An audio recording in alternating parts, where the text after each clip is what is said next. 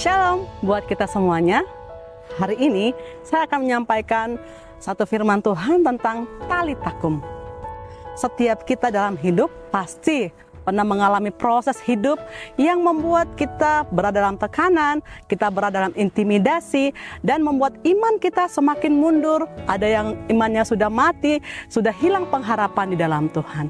Nah, kita mau belajar sebuah kisah dari firman Tuhan hari ini. Di dalam Markus pasal 5 ayat 41 mengatakan gini, lalu dipegangnya tangan anak itu, katanya tali takum, yang berarti hai anak, aku berkata kepadamu, bangunlah. Ini menceritakan tentang seorang bapak Yairus yang sedang hilang harapan, yang mengalami tekanan karena ada anaknya yang sedang sakit dan hampir mati. Dan waktu mereka ke sana, semua orang mengatakan anaknya sudah mati. Tetapi Yesus ada di situ. Dia mengatakan tenang saja. Dan waktu Tuhan Yesus memegang tangan anak itu dan mengatakan tali takum, dan akhirnya anak itu bangun. Nah, kita juga sering dalam posisi seperti itu. Kita mungkin mengalami hal-hal yang tidak enak dalam hidup kita, yang membuat kita susah bangkit dalam iman kita susah bangkit dalam rohani kita, yang membuat kita hilang dari persekutuan, kita mulai kecewa dengan pemimpin kita mulai kecewa dengan orang lain, dan bahkan kita kecewa dengan Tuhan.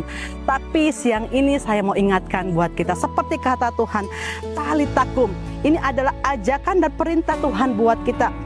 Bagian kita responi apapun yang kita alami hari-hari ini, keterpurukan apa yang kita alami, yang membuat kita mati dalam rohani, yang membuat kita mungkin tidur dalam rohani kita, sehingga kita tidak bangkit, kita tidak hidup lagi bersama-sama dengan Tuhan, kita tidak menggenapi lagi janjinya Tuhan dalam kehidupan kita.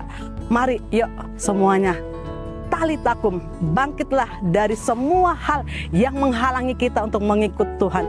Bangkitlah dari semangat yang mulai padam, dan kita mau bangkit untuk berkobar-kobar melayani Dia. Percayalah bahwa Tuhan ada, Dia pegang tangan kita dan mengatakan tali takum.